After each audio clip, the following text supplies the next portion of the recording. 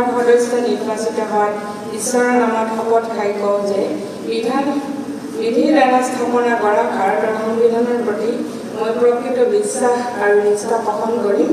মই ভাৰতৰ প্ৰভুত্ব আৰু অখণ্ডতা অক্ষুণ্ণ ৰাখিম আৰু মই গ্ৰহণ কৰিব ধৰা কৰ্তব্য শ্ৰদ্ধাপূৰ্বক নিৰ্বহন কৰিম।